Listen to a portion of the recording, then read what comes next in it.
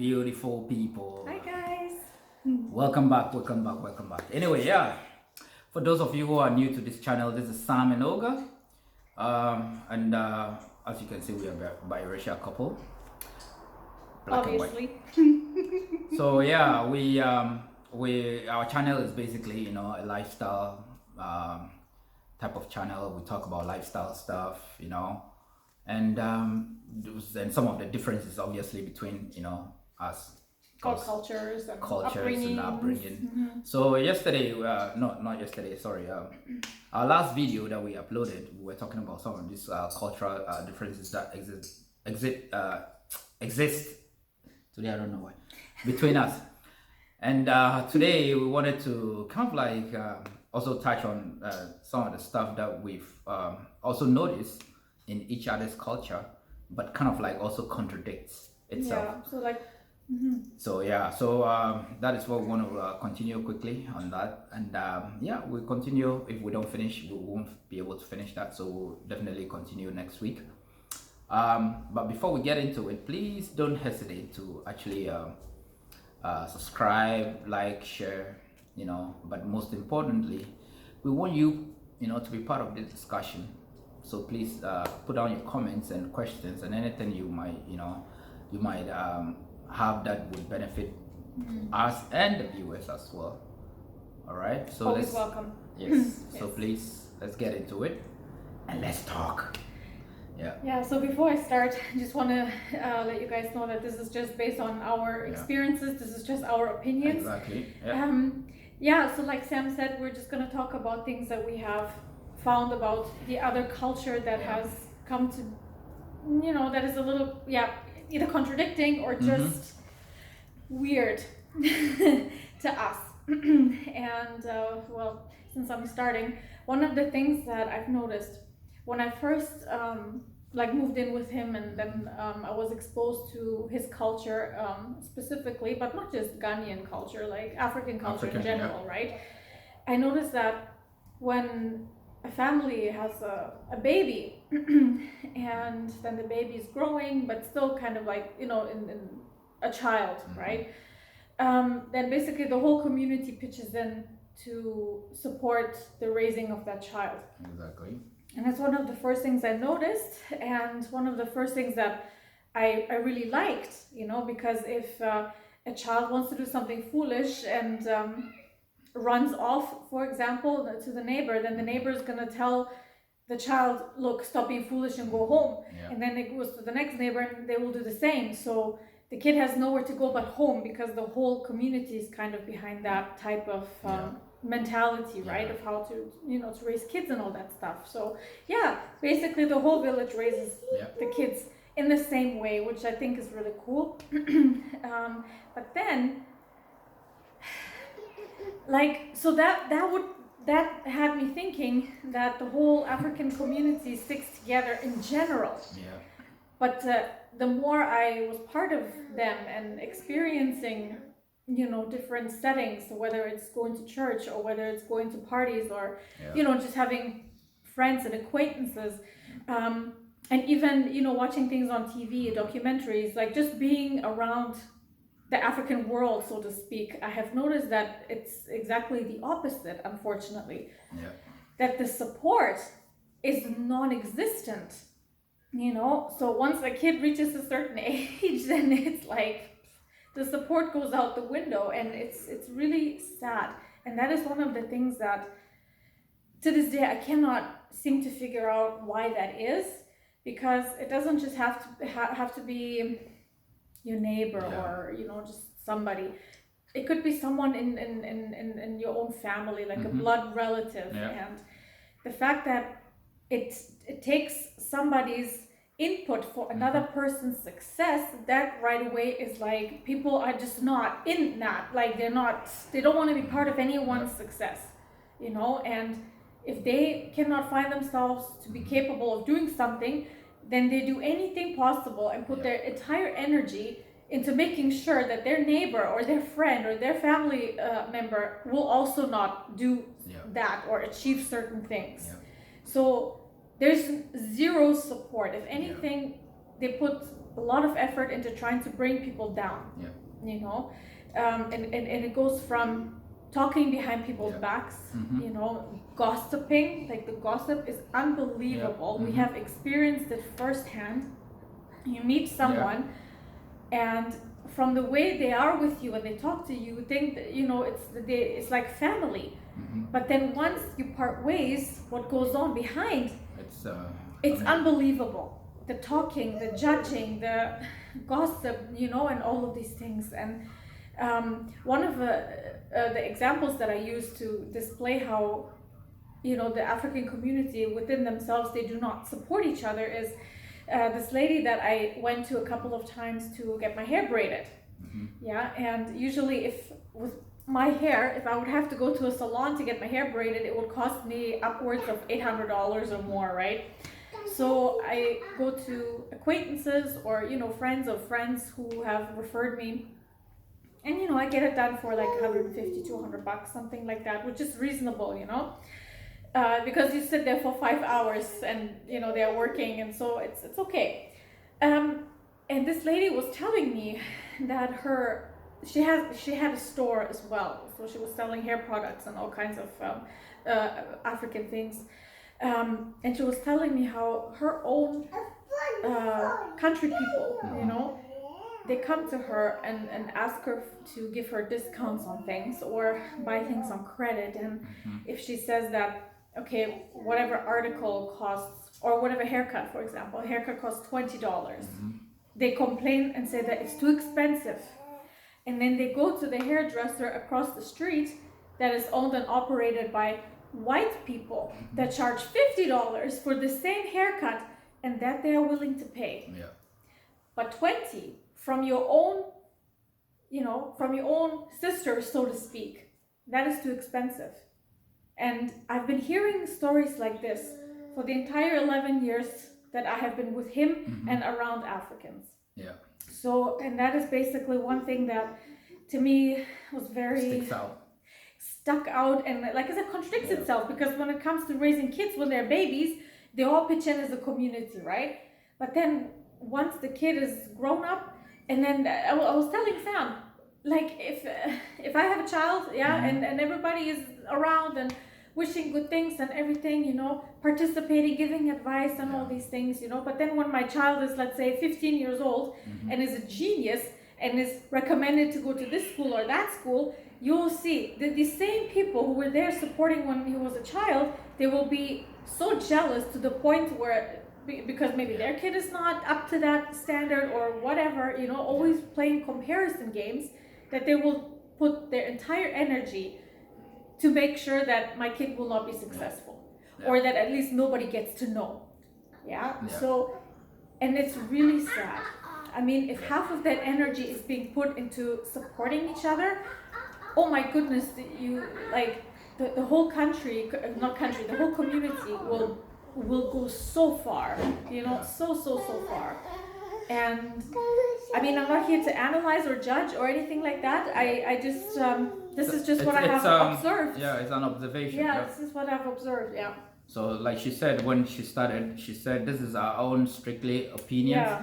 And also our experiences. Own observations. So we it's like by no means are we imposing anything on anyone, nor even take what we say. Just do your own research and do your own analysis.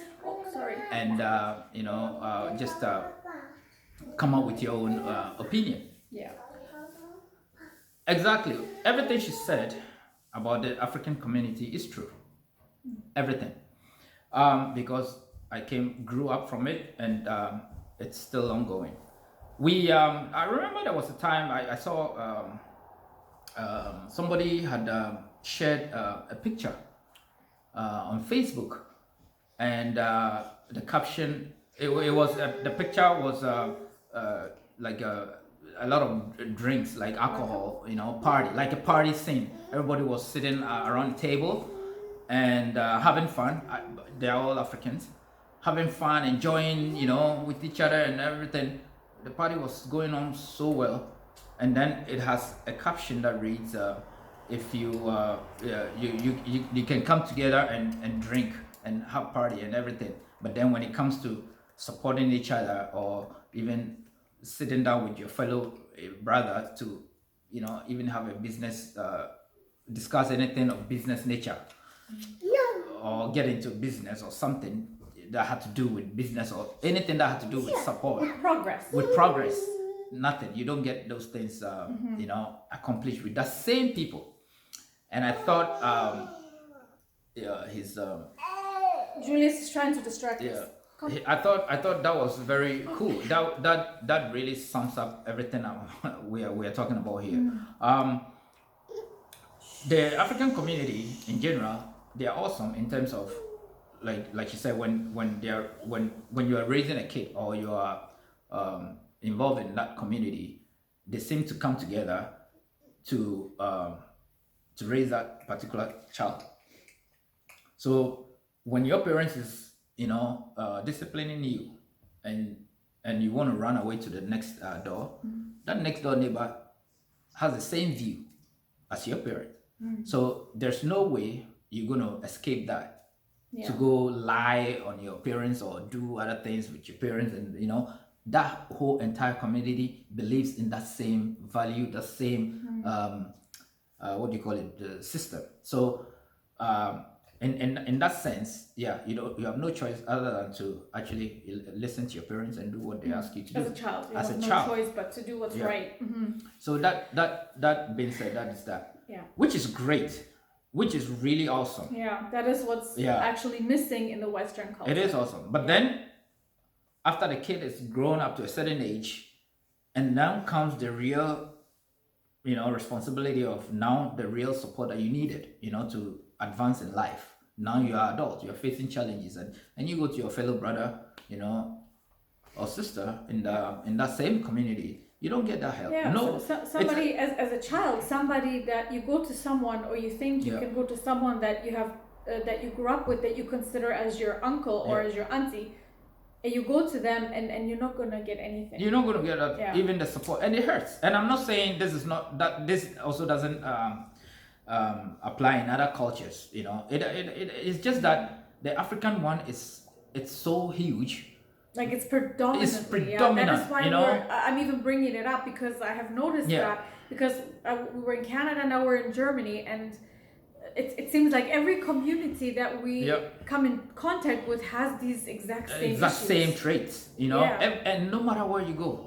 I was in Canada, I was in Vancouver, that community there was the same. I came to Edmonton, the same. Toronto even, right? Toronto. Now I'm in Germany, and the same African community is the same traits. No one likes helping each other. It's like, I call it the pull down syndrome, PHS. They always want to pull somebody that is trying or striving to achieve something. They sit back and just judge, and not judging, but they're judging with some animosity and some hate and all the negative emotions you can think of. And praying and wishing that this person does not succeed. And that is why collectively, I always say this, collectively, Africans, we are struggling still. We are struggling. It's only when it comes to individuality, you see, few Africans doing so well, amazing things, but collectively, as a continent, as a whole, we are still struggling. And it's because these things that I'm talking about started from the micro level, and now it's it's kind of like it's embedded in the culture somehow, and it's really sad. It is sad. And I remember I always use this quote as an example. I don't know if you guys, anybody that watches movies, that movie Apocalypto, right? That Mel Gibson did. Right in the beginning of the movie, there's a quote that says, "No culture can." How did it go? A culture or a nation cannot be destroyed from without unless it destroys itself from within. And I think that really applies. Because if you as a culture, as one people cannot support each other and destroy each other, then then I'm not surprised that people from the outside world are coming in and trying to control you and destroy you as well. Because the support system is just not there. It's broken. And to me, it's heartbreaking heartbreaking. It is. It is so heartbreaking, you know, that somebody would not help someone to pay their school fees or advance your whatever cause, but pay hundreds of money for a voodoo doctor, to make sure that person suffers for nothing. That person has people, like, they don't do anything to anyone and they suffer because of people's jealousy and this is, and we have had or still have partly friends or acquaintances, so people that we know on a deeper level than just meeting them once in a while. I get this sense of entitlement from them. They feel entitled to get any good thing that everybody else is getting. You know, not even thinking about how this person got it, what this person went through, the struggles, you know, all the things that person had to go through in order to achieve this or in order to obtain that. You know, they just feel automatically entitled because my name is so-and-so, I should be getting those things. Hey, quiet. Yeah, I should be getting those things. And if they're not getting them and somebody else is, then the relationship becomes sour, and then they treat you like a stranger. So we have had friends in the past where the more years we have known each other, the more it seemed like we were strangers. Exactly. Now, you know, and we've only had that also with African people. Now, what I wanted to say, we also running out of time here because I had to go pick my daughter from kindergarten. Right. Anyway, so I just want to say something quickly to that, and then we'll wrap up and continue this same topic. First of all, I believe strongly that these are the kind of conversations we need to have at homes and bring it out to the limelight so that everybody knows what is going on. This is how it's gonna, if there's gonna be any, you know, support or any improvement and even awareness, any changes, awareness. Because some people might be doing this, not even they're not even conscious of the fact that they're doing that because that's just all that they're used to. So I believe we need to bring some of these things out and start talking about it, and because it's coming from two different, you know, cultural backgrounds. You know, I mean, he's directly from that culture, and I was just kind of thrown into it. So basically, I'm supposed to bring out what I also find in whites that also contradicts certain things, but unfortunately, I cannot because I've run out of time. We'll do that in the next video. So the next video, please, you know, stay tuned for that, and we hope to. But don't forget also to comment and put down any questions and any. Opinions, as well as any your take on, you know, what's going on here.